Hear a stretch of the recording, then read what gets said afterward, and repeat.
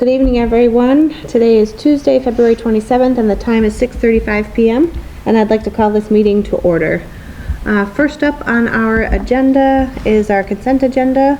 First is minutes from January 23, 2024. Any questions or comments on the minutes? There's a couple mentions where I submitted the motion, but I don't believe I was here. It says... It also says I was absent. Did I miss a meeting? No, it's in front of Stephanie.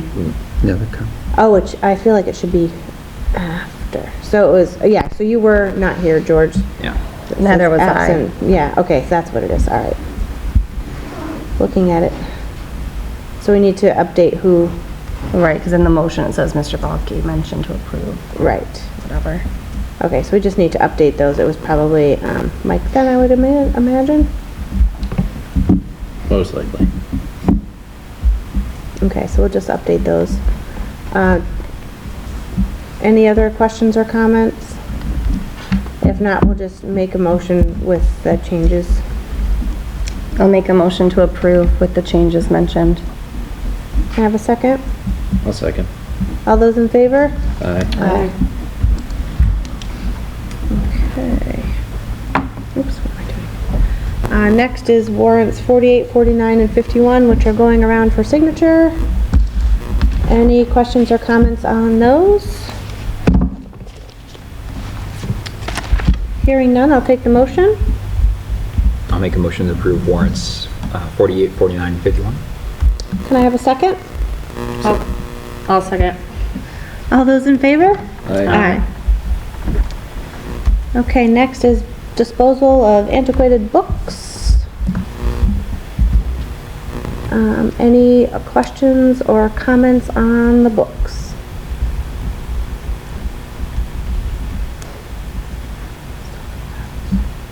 Right. 34 of Midsummer Night's Dream all over. I was thinking they're from the library, but they must be classroom books. Yeah. The book closet. Yeah. Any questions or comments on those? I think I already said that, but I don't know if I heard any. Sure you don't want to talk about books? All right. Hearing none, I'll take the motion. I'll make a motion to approve disposal of the antiquated books. Can I have a second? I'll second. All those in favor? Aye. Next is visitor comment. Any citizen wishing to speak before the committee must sign in with the administrative assistant prior to the opening of the regular session of the school committee. The visitor will identify themselves by name and address and shall speak for no longer than 3 minutes. For anyone unable to sign in ahead of time, we ask that you clearly state your name and address so that this information can be included in the record for the meeting. We don't have any visitors. Moving right along. Student representative, I believe we'll be having a new one.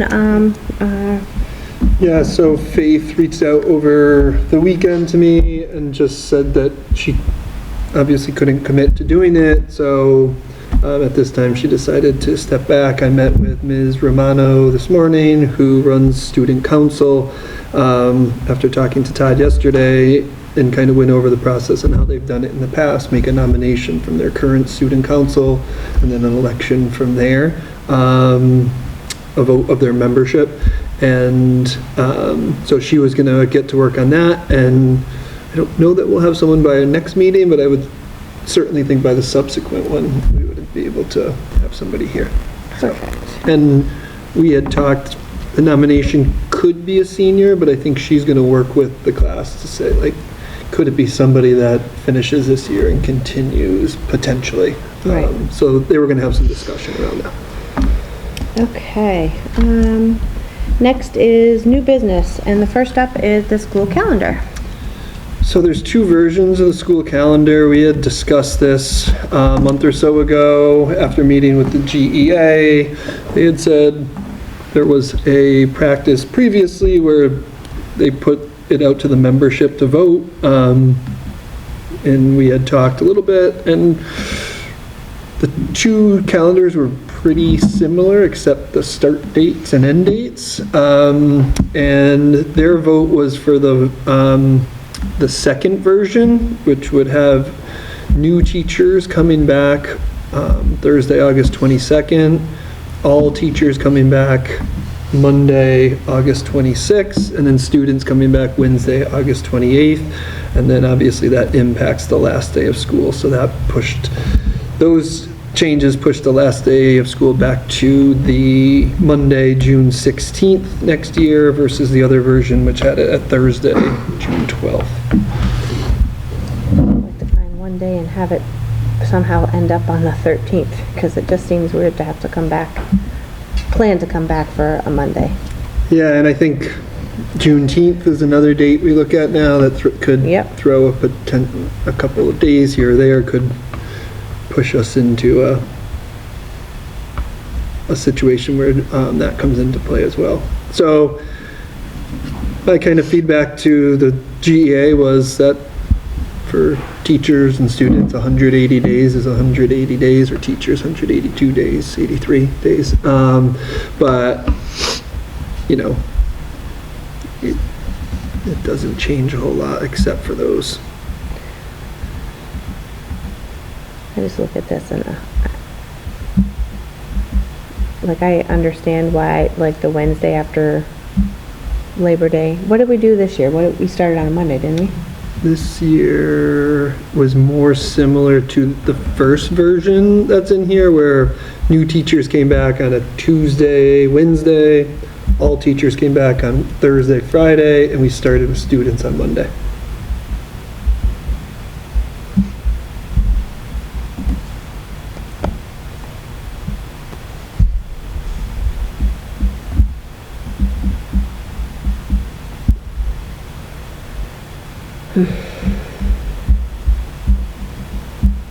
So we can't make any additional recommendations or changes, right? Because they voted on the second one, so are we locked in by that? Is that what we're saying? You're not locked in by that. Ultimately, it is a school committee function to decide on the calendar. But we had talked to them about providing two options, and that was how their vote played out.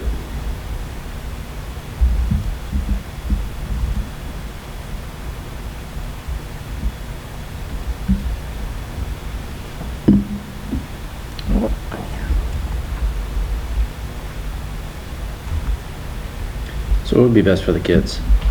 Well, either way, they're getting the same amount of school. It's just what days they start and end. The only thing, I mean, what was the reason for having no school the Friday the 30th? Because if we had school that day and then got out on that Friday, wouldn't that make so much more sense? Can't we do a half day?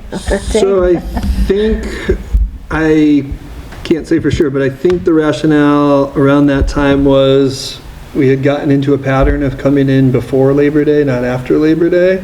So that Friday gave staff and students and families who had typically gone away for Labor Day that extra day to go. So it wasn't an educationally based decision, I don't think. It was more about, we're gonna try to get people back ahead of Labor Day, so we're not going as late in June, and we can throw this little nugget out there to make it a bit more appealing. Right, to me, that would just be the only day that would make sense to try to not come back on a Monday, because all I'm thinking is how many kids are going. But then we have one snow day, we're back on the Monday anyway. Correct, that's true. That was my thing. I was gonna say, Yeah. how many years have we never used a single snow day?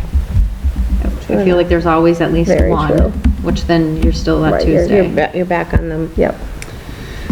Yeah, And I definitely do like this Actually, I later might be start. I think the able- 26th is a very it has early not start date. happened, yeah, it has not happened, I think it's just the way the calendar falls, because that's what we did this year. Correct. we had one snow day And we were somehow in the right thick of it with 2021 everybody school else. year, Right.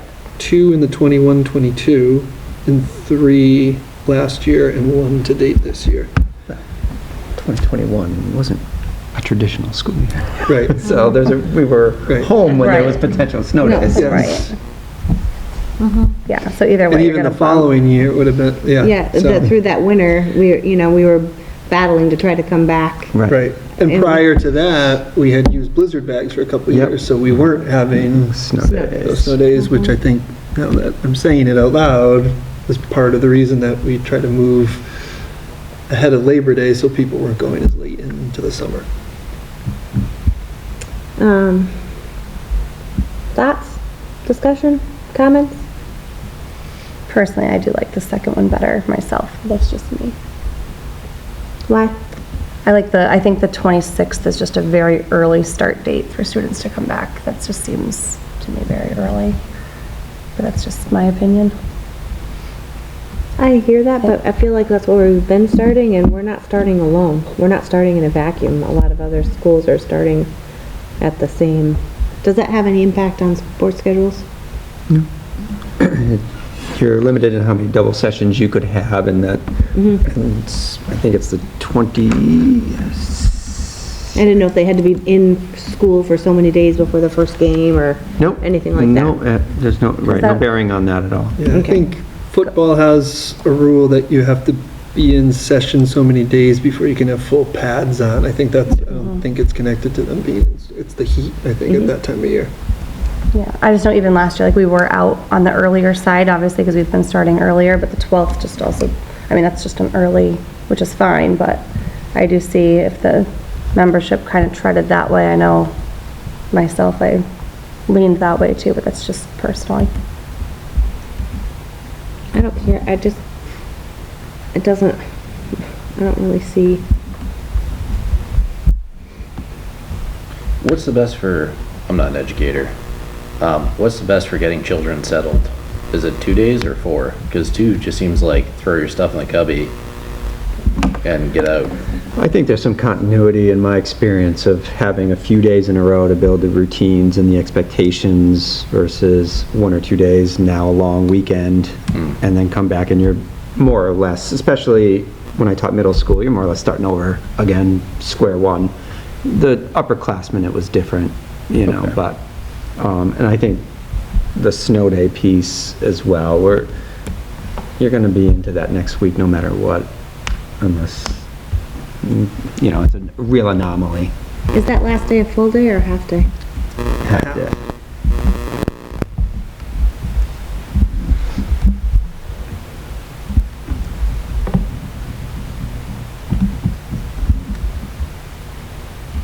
And our youngest students start after. After regardless. Yep. Yeah.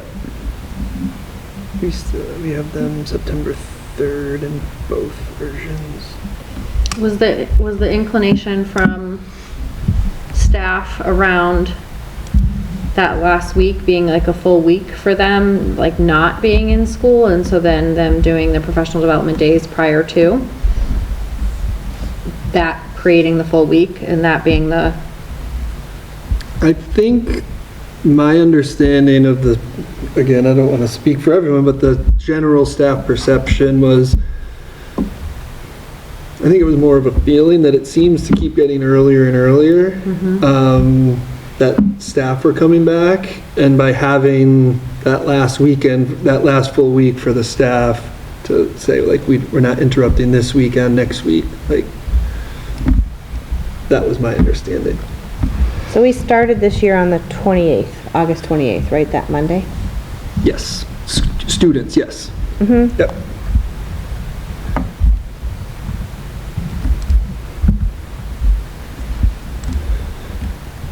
so I could either go either way. Because if you think about continuity and staff kind of setting up too, like more often than not, they're here prior to those professional days. So if they started on the Monday, then they probably would be here the week before for some period of time. And thus allowing them to kind of create the environment and set things up that they would like to see students come into. Whereas if we keep pushing that date earlier, I can see that being harder, even though it equals out regardless. Right, it's really just how the calendar falls this year. Yeah, That if that's the new teacher day, the 20th, you assume a lot of staff come in earlier, which then creeps the week prior. well, no, that's new teacher day. The teachers don't have to be back until the Right, they don't. 22nd. Right, they don't have to, that's their PD time, just typically they do to get their classroom all set and situated for people, so. Would new teachers be coming in starting before, or the new teachers coming in at that time? I'm just looking back, I'm back to 2021, and we started on the 30th, but again, it's a function of the way the calendar fell. Yeah. I think that's partially, like, the calendar is falling this way, Because- so it feels Well, earlier. it's because of the leap year. So in the version that was voted on by GEA, new staff come in that Thursday, Friday, instead of Tuesday, Wednesday. So it just pushed everything out 2 days.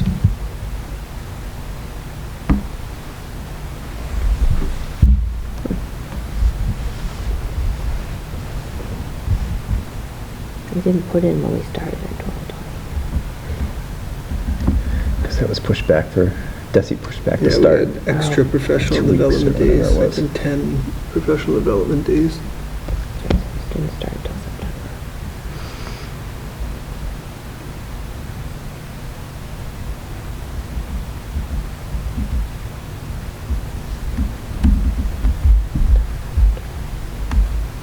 Either way, okay. You guys ready to take a vote? What do you think?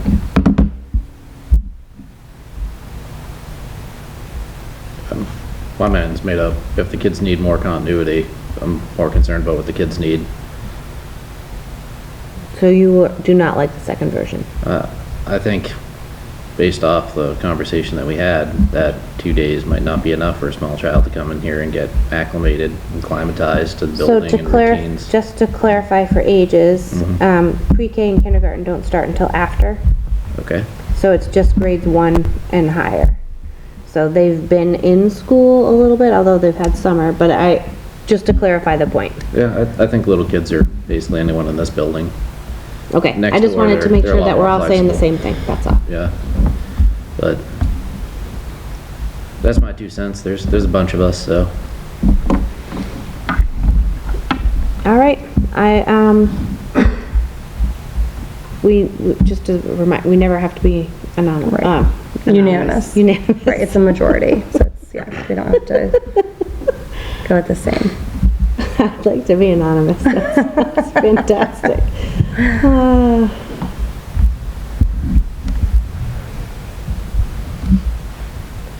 I will say I feel, I don't want to cause a problem with the union by going against what their thought is. I just feel like, and with that too, like, obviously I would assume the teachers have put thought into what's best for the kids as well when they think about what their calendar looks like. So that's just, again, we don't need to agree, that's just me personally. I'm leaning towards, and we can vote however we want, but I would go with the second one that was provided by the majority of GEA. So I guess I'm blanking on this. I don't remember always seeing 2 versions. This is the first time that since in the 3 years I've presented it, we've done it this way. I think the practice was years ago, This was quite a while ago. and then So what? they, Explain to me just where, so the union requested this to see if they could have some input into the process, so I brought it here, and the committee said, I think something along the lines, as long as they're two pretty similar calendars, let them have a vote, and we'll take that into consideration. okay. I appreciate the refresh. Yep. It's been a while. It has been a while. So much has happened between then and now.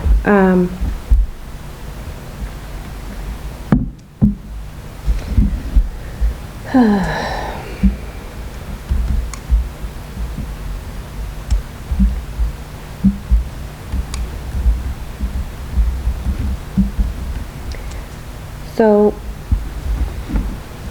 I have a lot of thoughts, none of which are appropriate to be speaking right now, so.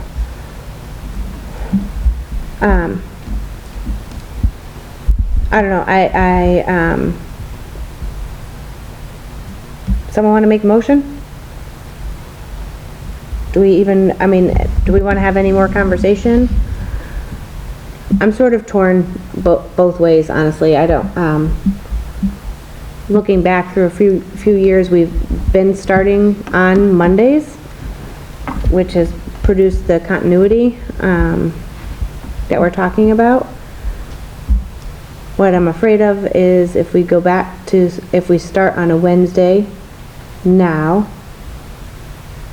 are we then going to be now locked into having to start on a Wednesday? We used to always start on the Wednesday after Labor Day. Now this is the Wednesday before Labor Day.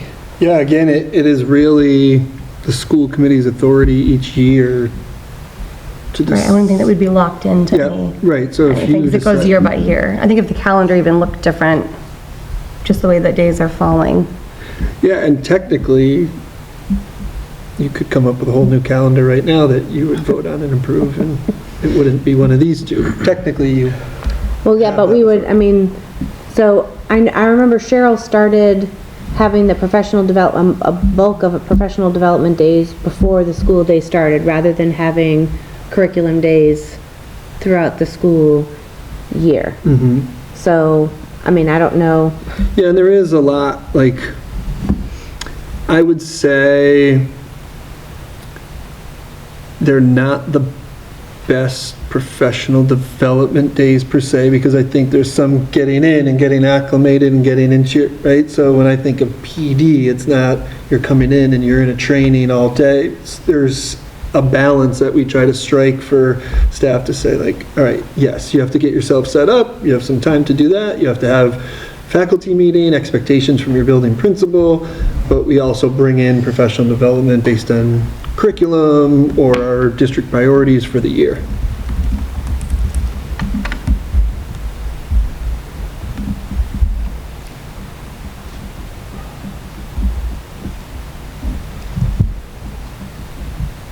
How do people feel about starting on a Tuesday? We have to vote this tonight? Yeah, we have to get it Oh, voted it on. has to be tonight. Oh, okay. I think with that Friday off regardless, if that Friday wasn't there and we didn't keep that Friday, I think starting on the 28th would be very reasonable, giving 3 days in to set those routines and establish them, and then Right. have the long weekend and come back. So start on a Since that- Tuesday. Get 3 days in, have the Friday off.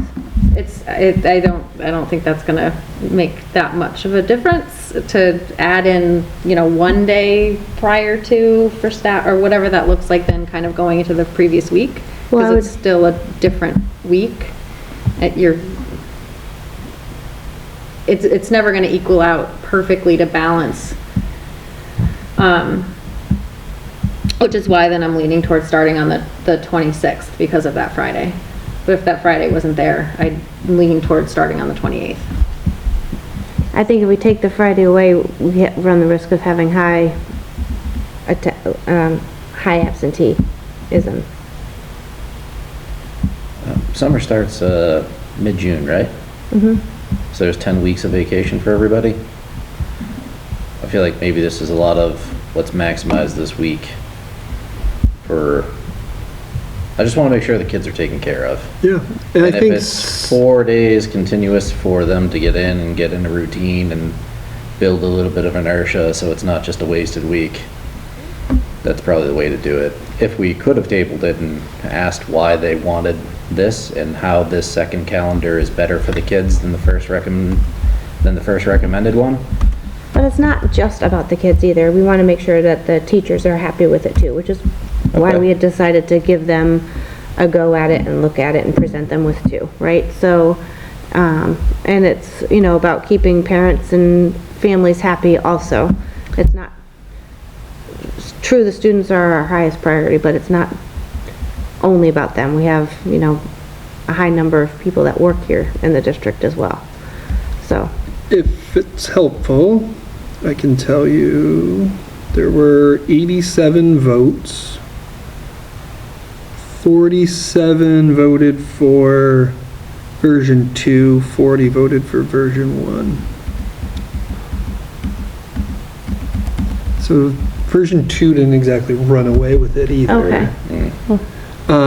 They did not have to give like their rationale into the decision, so I don't have that. How every individual voted. Some things I've heard were the feeling like we're starting earlier, we're losing that piece of the summer. People who work summer school work the month of July, so that earlier start date in August felt like a shorter time on the back end.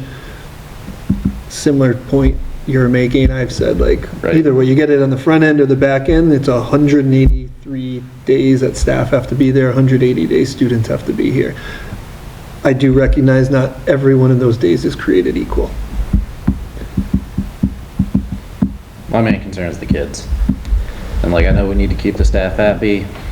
There are a lot of jobs that don't get 10 weeks of vacation in a row.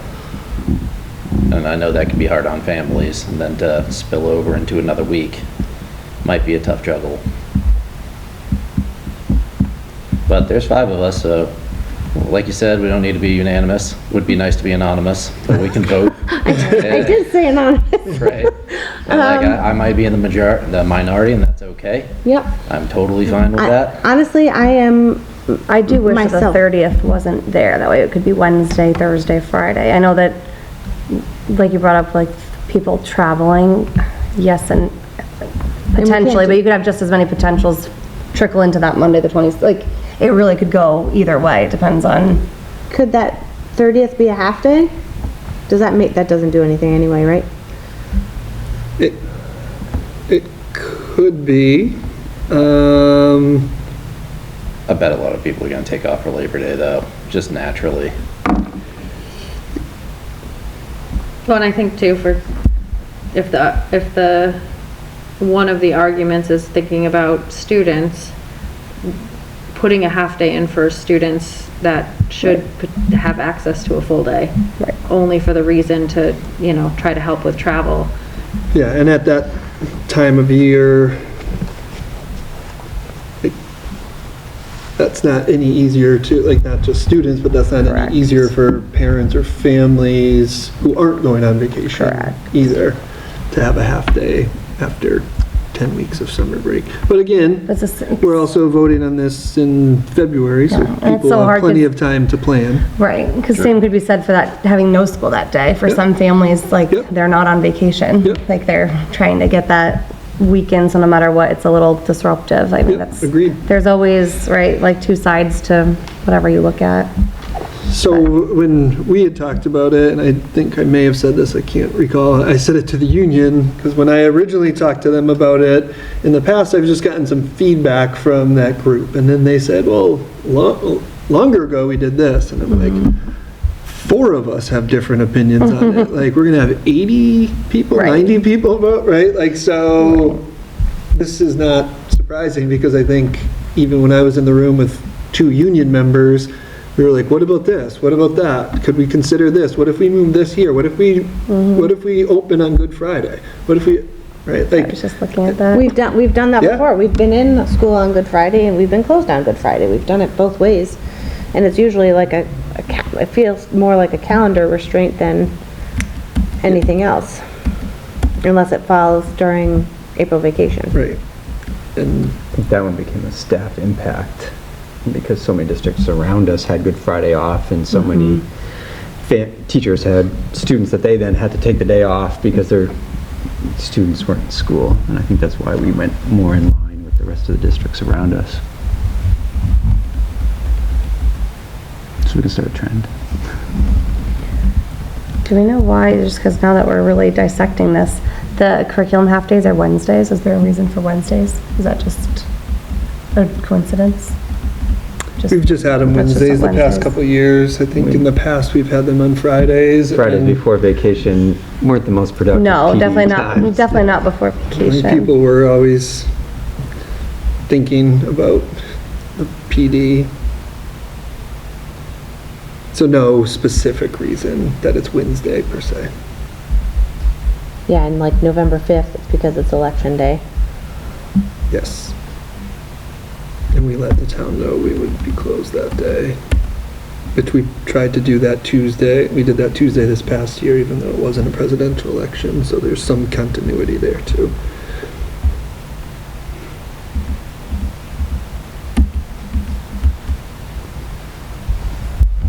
Just looking at like the one in February, the week before vacation being on a Wednesday.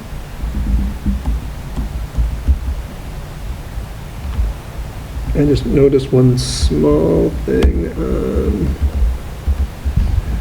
It's actually on both. It would be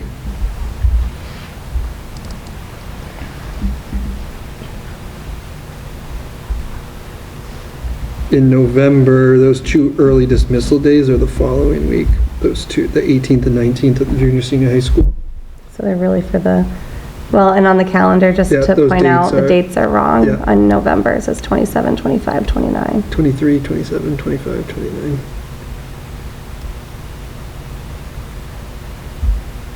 So we, regardless on what we decide, we can adjust that. Right.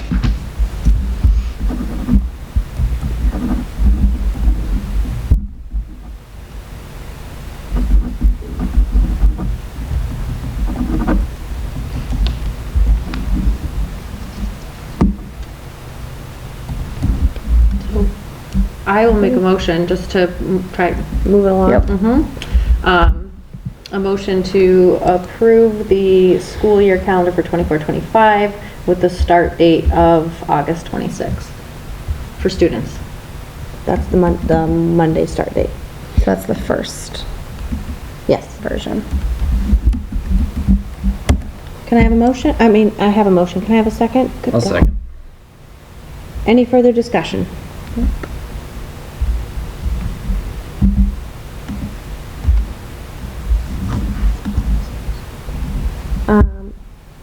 All those in favor? Aye. Aye. All those opposed? I'm gonna still go on. Okay. Just me. Nope, George too. Oh. Me and George. All right, 3-2. Mm-hmm.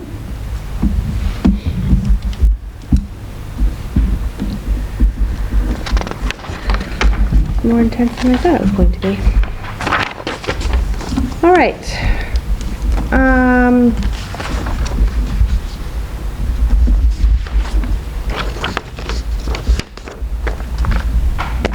Next, is track co-op with South Hadley. So Dylan couldn't be here tonight, so I told him I would take it. Essentially, he was looking for a vote to continue the same setup with spring track that we currently had with the indoor track. Again, to be clear, based on the committee's second vote, this would include grades 7 and 8. So it would be 7 through 12 spring track co-op with South Hadley For spring. for spring. Yeah. Any questions or comments? Hearing none, I'll take the motion. Oh, did you I have just had a one? quick question. Do we know if South Hadley's also gonna offer 7 to 12, or are we still unsure? I don't know. Okay. Not that I'm Yeah, just curious, because that was what was I brought just up thought of that same previously. question as I was looking at it. I did not ask that question. But they had said, we asked about that and they asked and there was no interest on their end. According to their AD, yeah. According to their they said AD. that. Yep. So, So I don't know if South Hadley is opening this to grades 7 and 8. Okay. can I have a motion? I'll make a motion to approve the track co-op with South Hadley, grades 7 through 12. Can I have a second? Well, second. All those in favor? Aye. All right, MSBA statement of interest. So just wanted to check in with the committee on this. When Todd, Jen, and I met with Chris Martin and Glenn Sexton about a month ago, we had talked about the impact of the facilities, specifically the boilers at the junior senior high school, and the impact of maintaining and upkeeping those on the budget. And they recommended that we pursue an accelerated repair project through the MSBA. Essentially, the accelerated repair is a specific fix. Typically, it's roof, windows, or boiler. And so I said I would certainly look into it, and I did. Todd and I met with representatives from MSBA, and they confirmed that they are not doing the accelerated repair for boilers this year. They're doing a study to look into the use of heat coils in school, so they're spending 2024 doing that to see if they would open that for 2025. How do we get to be a pilot on that? They, well, wait for the second part that they said. They said we've also submitted statements of interest the past 3 years, and they're well aware that our needs are beyond that of a boiler. So they said that they wouldn't be able to support just a move for the boilers through MSBA. Fabulous. So my question is, should we pursue a statement of interest for a core project? A core project would be a major renovation, repair, or rebuild. That is what we've submitted the past 3 years. It does not, MSBA confirmed this as well. They said it does not work against us if we decide we're not ready. If they were looking to invite a district in and we decide we're not ready, and by us I mean the community, not just the school committee, then, and as long as we're upfront with them and let them know, like, it's certainly not knock against us. I think they're concerned when a school district says, like, we're ready, we have everything in order, and then it gets to a vote and it gets voted down, or like it doesn't go anywhere once it goes to the greater community. So they said you could certainly continue to submit in that way. So I guess my question to the committee would be, would you like me to work on that? That date of submission is April 12th, which would mean this would be your initial approval, but I would come back probably at our next meeting or the meeting right after, is where Jen would read that statement basically that covers everything, and then I'd have to go to select board to get their approval to submit that statement of interest, and then it just requires Jen, myself, and Chris Martin to sign off on the application. So I just wanted to put it out here to have the conversation, one, to fill you in on a little bit of what's happened in the last month as we've looked into this. And again, it may go nowhere. It could go beyond where it's been in the past. And I think MSBA did say they appreciate, like, we've been candid with them, we've been honest, we've been open the past couple of years, saying, like, we don't feel, based on our conversations with town leadership, that we're in a position to move forward. So I think they've appreciated that, and they said those things don't count against us. For what it's worth, I would hate to not have a statement of interest in and something happen where suddenly we'd be able to do it, or something happens and, you know, we are not in the pipeline, and then we're Yeah. I don't disagree. I think I don't know what's gonna happen. time Maybe and- the town of Granby will win the lottery or something, but I just, yeah, I think the time, like, it's just some time and effort that goes into it, and I don't mind doing it. Again, I think some of the heavy lifting we've done has been over the past few years, and I can use, a lot of that information hasn't changed, so I can use a lot of that information, so. anyone else's thoughts? Is there anything that the MSBA provided, kind of documenting their recommendation and account of, like, why not to move forward with the repair? No, it was just through a Zoom call. They did again mention the Collins Center as a place that could do a facility study or an operational efficiency study. But they didn't provide anything in writing, no. I just feel like that is a piece that would be helpful in kind of moving forward with the statement of interest that we've done in the past, because it would show, like, a clear line of kind of documentation. I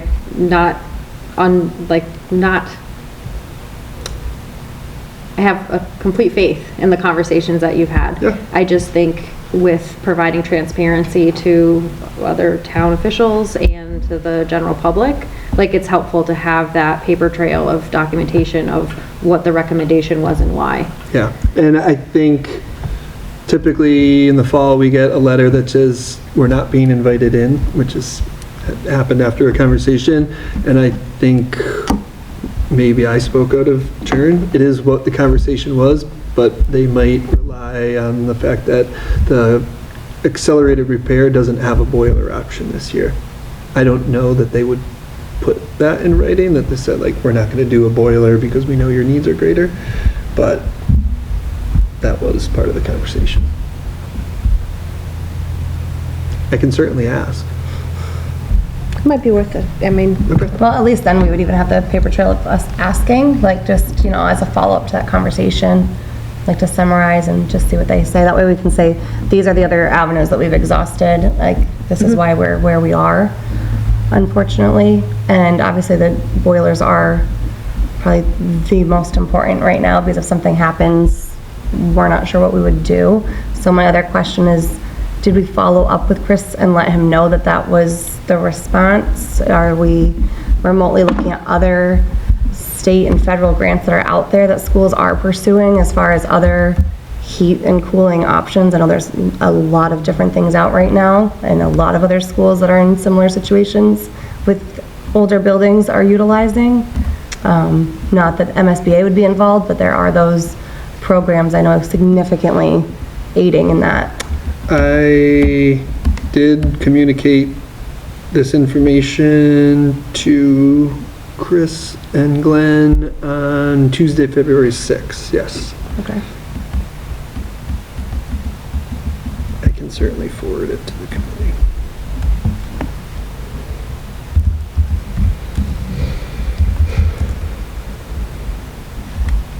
Because as you said before, even if, right, Granby wins the lottery and things are great, and we can go down that path, we know it's not an immediate thing anyways. We know the timeline of how long that takes, and going into continued weather and use of those boilers put us in jeopardy of what happens if they fail. I know, but that's the reality. I almost wish some more people did say it out loud, because it's that serious. I don't want to jinx it. I know, we just keep Band-Aids.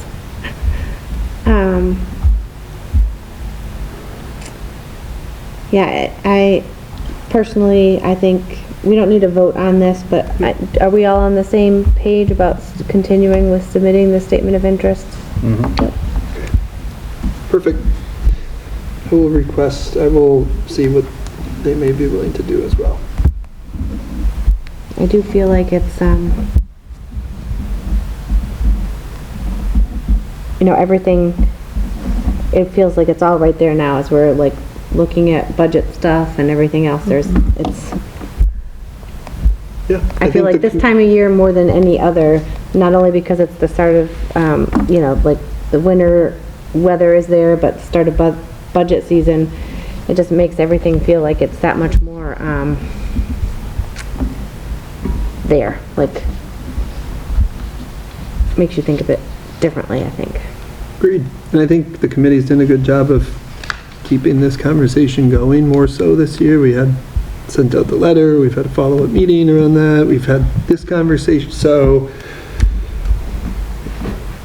I don't know that it's gaining traction per se, but it doesn't seem like, oh, we just waited for the year to go by and now it's budget season and we're talking about it again. We've talked about it fairly regularly. All right. Anything else on that? Next up is school choice, and the survey is up first. So survey results are in the folder, and I had in your school committee update the past week or two. Again, I think if this survey highlights anything, it's that there's guidelines around school choice. There's no hard and fast way that it has to be done. It leaves significant room for interpretation, which I'm sure can be a good thing, but it feels like it makes it challenging at times.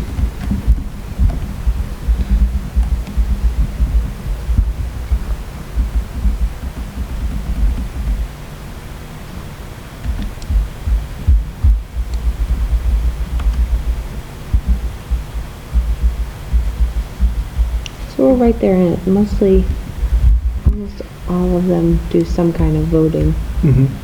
But how they vote is sometimes different.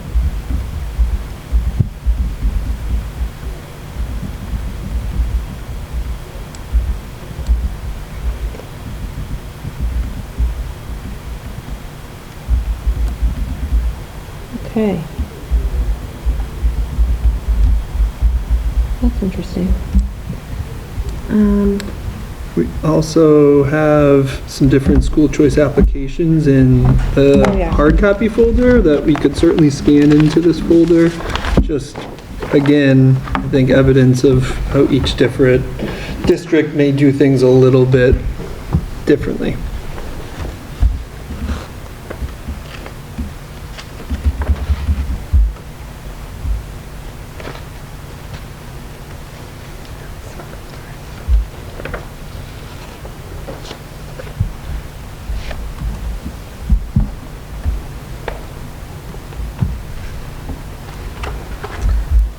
I mean, while everyone's looking at that, personally, I've actually liked the way we've been doing it. I feel like, especially with that enrollment dashboard, that if certain circumstances do come up, we've been flexible as those have happened. We're not blindly saying yes or no and leaving people kind of hanging in the middle. We've been cautious to continue the conversations monthly and as needed. I'm definitely more on the side of continuing to vote for the number of school choice seats per grade level, keeping in mind that if something changes, that we've been in the past still flexible and making those accommodations. I think as a whole we've done a really good job at that. But that's just my 2 cents.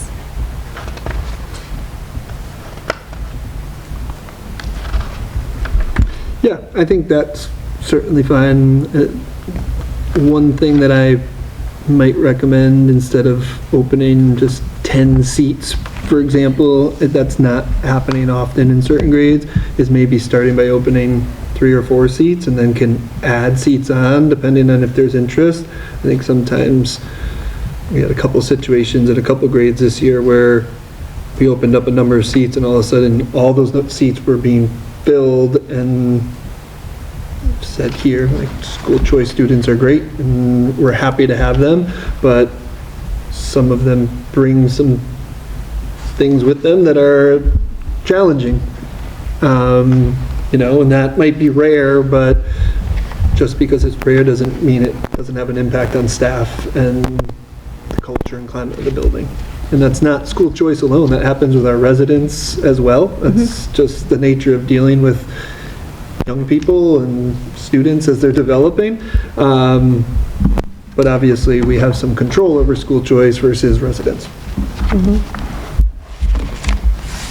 Well, I think we can, if, when we get there and we start looking, we're not doing seats today, right? Not today. For Soon. 24, 25, I've asked the principals to have recommendations to me by next week for at least initial run-through with the committee on the March 12th meeting.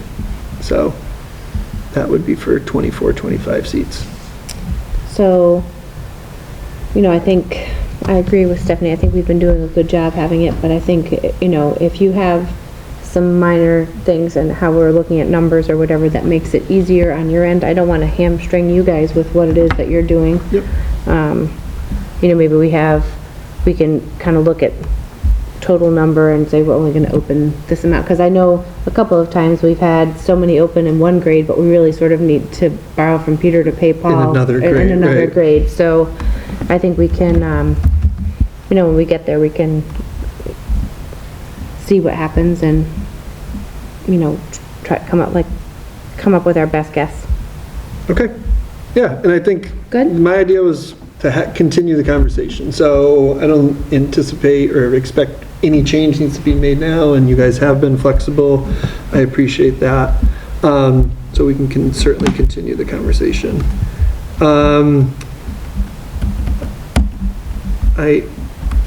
The next thing was I was going to ask for a vote I did reach out to the principals to kind of get their thoughts.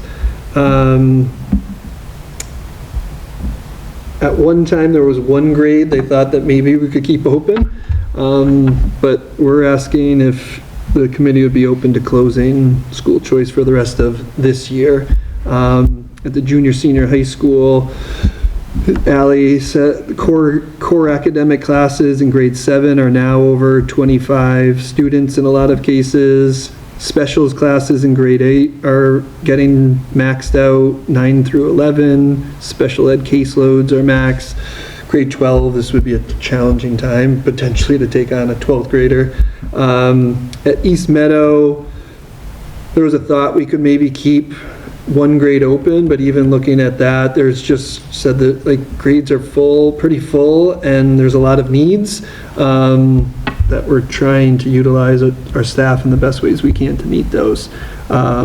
This isn't a time of year where we get a ton of applications. I think this is a time of year where sometimes we get applications for this year that parents intended to be for next year's application. People are starting to look, so we've even changed on the website. If they're looking for 23, 24, they can call us right now until we had this conversation. In 24, 25, we said we'd be posting likely in March, I think we had said. So we've just made some little shifts on that and just want to be as open as we can about it. Any questions or comments on that? Hearing none, I'll take the motion. Make a motion to close school choice for this school year, 23, 24. 23-24. Can I have a second? I'll second. All those in favor? Aye. And similar to what we said before, if something happens where we have 5 students move out of a grade, I can always come back and say, hey, 6th grade could have some openings too. Okay. Weight room donation? So weight room donation, we had talked, the last time we were here, we approved the donation, but we weren't sure if the family was okay being identified, so we followed up with them, and they were okay with being identified. Is it okay if I read it? Absolutely. It is from Kathy Berger. She has a student who is a senior. She also works with our folks at food service from Chartwell's, and she left this note. My dad would be so proud to be a part of our students working hard to better not only their physical but also their physiological strengths. He truly believed in the mind-body connection. He had been a bodybuilder for as long as I can remember, 50 plus years at least, and trained, advised all 8 of his great-grandchildren, it says great children, but I think grandchildren, and many of their friends. Thank you for allowing me to honor his memory. Oh, so nice. And thank you to Kathy for thinking of us. That's awesome. Absolutely. Thank you, Kathy. And the Berger family. So next up is adjourning to work groups. We have budget and finance and policy. The time is 7:28. Do we think a half an hour is enough? All right, so let's break and we'll resume at 8. And we're back. Policy.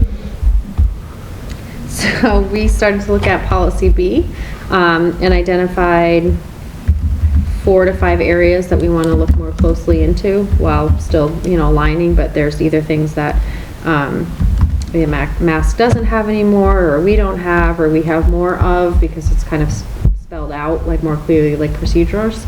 So we were just going to look more closely at that. And then the other piece that we kind of talked about is, as we're going through and identifying or aligning each the full policy, MASC is continuing to send out updates, and so how to figure out how to incorporate those. The last one that they sent out in December had about 9 different updates, 2 of which were just renamed and seemingly similar, but all of the others were mostly new. Oh, So, wow. you know, we were just talking about trying to find a balance of like how to not let those other policies lag, and still keep up with this piece too. Okay. Wow. All right. Any other questions or anything for policy? So you'll have something for a first read for us in a couple meetings, maybe? Mm-hmm. Awesome. All right, budget. So we had discussed just where we are in the FY25 budget process. We did have an initial meeting with the town manager and select board chair in late January. At that time, we presented two budgets. One was more of a wish list budget that had a pretty sizable gap, and then we focused more on what we called our level service plus. I think when we talk about level service, it's not in schools, and this isn't a way to like avoid anything or hide anything. Level service can change day to day. It's based oftentimes on what student needs are, and those needs can change based on a number of factors: students moving in, students moving out, changes in programming, whatever it is. So we've tried to use a pretty level service budget based on the students we currently have and we anticipate having next year. The plus part comes in to required costs. For example, there's something coming through DEP that's requiring additional water testing, and we got a letter that says this could cost us anywhere between $1,000 and $10,000. So that's budgeted currently at $10,000. We have They have not narrowed that down anymore. yeah, we had some required special ed costs, where a majority of that money is going to have to be allocated. We brought some of our utilities up to the actuals, electricity. So that level service plus budget currently is about a $1.1 million gap. So that is significant. I don't think it's time for alarm or panic, but it's a significant gap.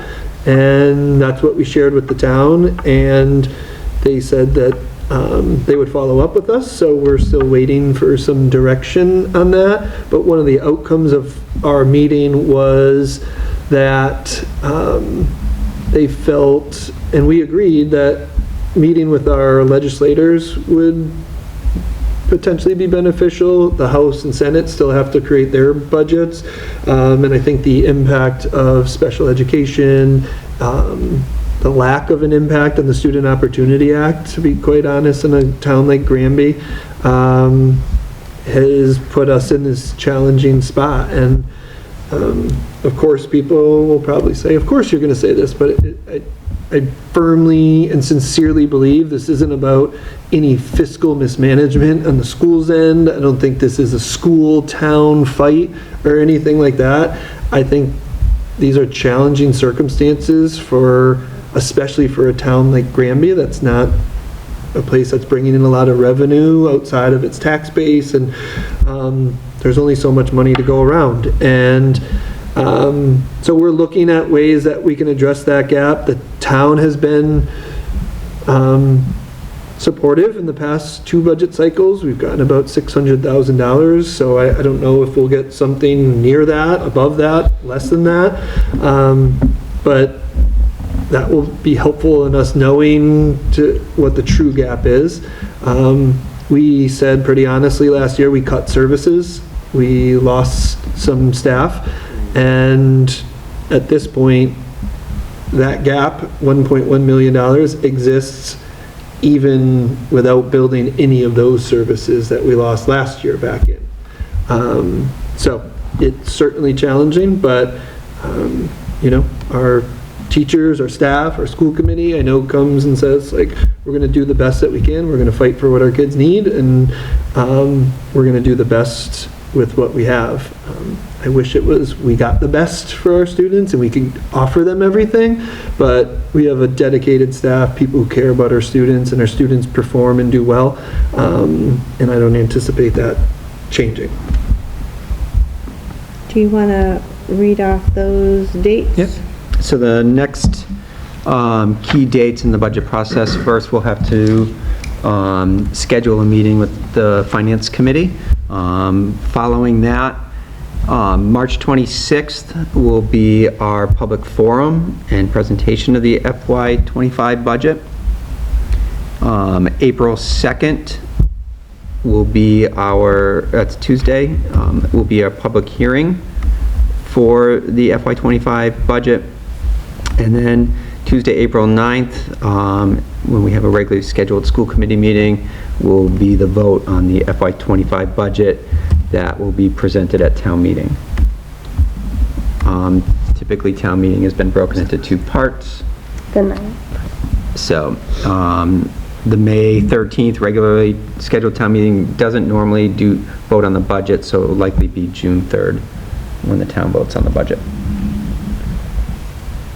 So I dropped those dates in your calendars for now, just as holds. The impact to your calendars potentially would be on March 26th. We have a regularly scheduled school committee meeting. In the past, we've held the public forum from 6 to 6:30 prior to that. So I put that in your calendar. We can certainly discuss time changes or doing something different.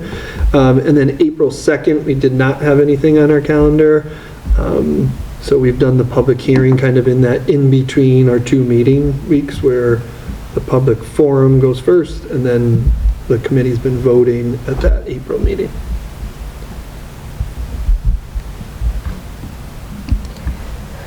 Any questions? 6 o'clock on March 26th, 6:30, April 2nd, right? We don't have a time for Oh, the hearing, that's but not yet. I put 6 o'clock for both, but I 6 for am both. open to changing. I'm not making that decision. I'm just putting it in our calendars so it's there. Gotcha. I'm happy to adjust the times. Is 6:30 better on April 2nd? Or- It would be a little easier. Yeah. Does that work for others? let's put it in at 6:30. We can adjust when we get closer if we need to. We'll talk about it again, I'm sure. Okay. And then the March 26th, I only put in at 6 because we have a regularly scheduled school committee meeting. But we could bump everything back a half an hour. Nope, that's okay. Okay. I'll make it work. All right. If there's nothing else, we'll move on to the superintendent's report.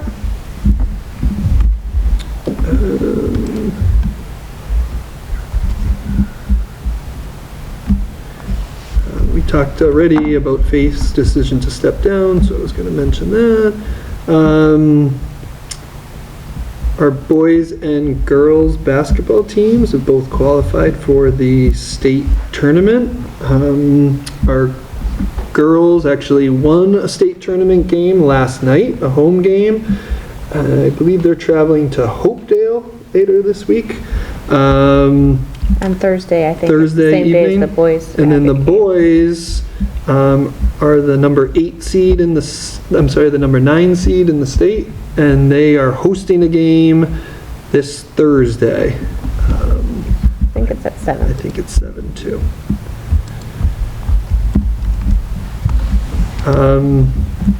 Want to give the boys a shout out as well. Both boys and girls played in the Western Mass tournament. The boys made it to the Western Mass finals. Unfortunately, they lost a hard-fought game this past Saturday.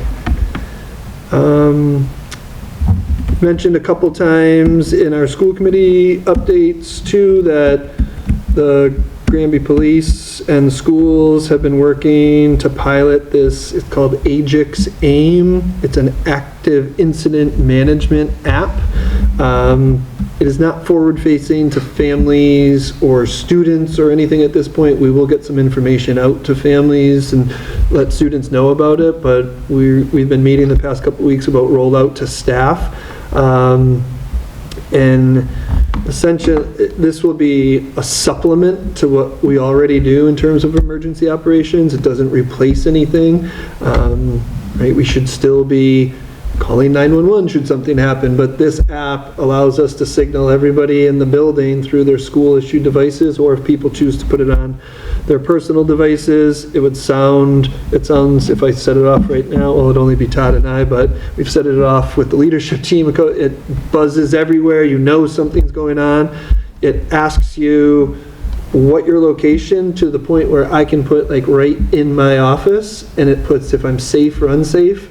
It immediately uploads to police dispatch to notify them where people are reporting safe or unsafe, to allow them some real-time information.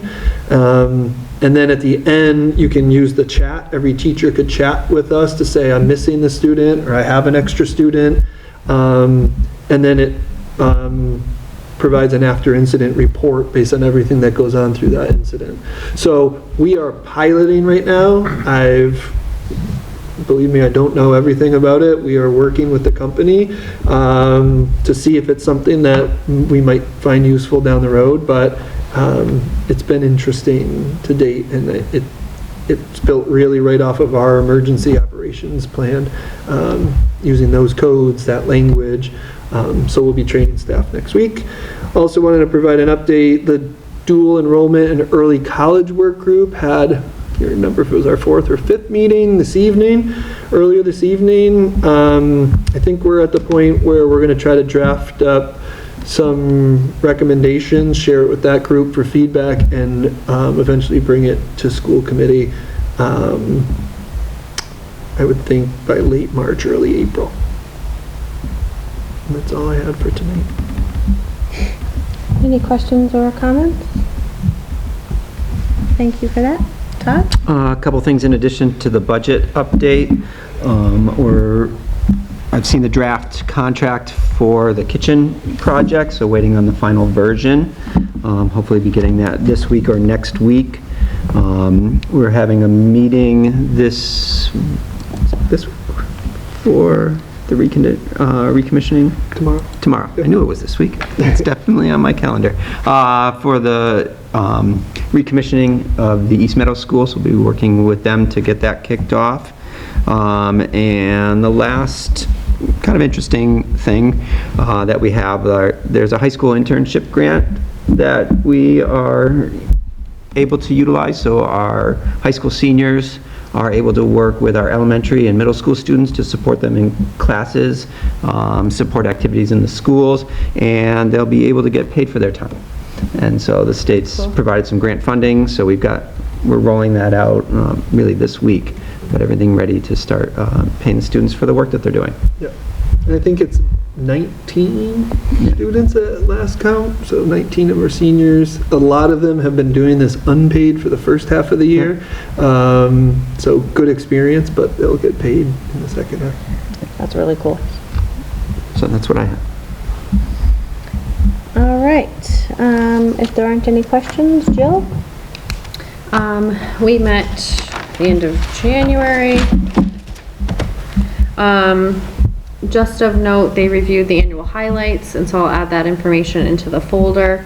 And the fiscal report that was updated as of 12/31/2023 was reviewed. And there were no issues, concerns at this moment with revenue, expenses, or any areas of that nature. We're working on the evaluation of the executive director, and that's about it. Excellent. When's your next meeting? March 8th. Usually it's the last Wednesday of the month. Cool. All right. Anything else before we go into executive session? Oh, I think you said we don't actually have anything for executive session. We do not. Okay. One thing is I heard from a member of the Granby CPAC, which is special education group, and they'd like to come and speak to us, so they'll be here on March 12th. I don't know, she just wanted to connect with us, is what she said, so we'll have that. Hopefully we'll have some, more information about, our meeting with our representatives and senator, and some more budget information. Anything else that we want to make sure? Should have enrollment on that one too. I'm sorry, that probably should have been on tonight's too, considering it was the first and last meeting of the month.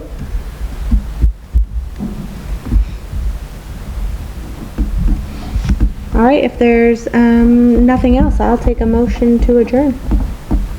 I'll make a motion to adjourn. Can I have a second? A second. All those in favor?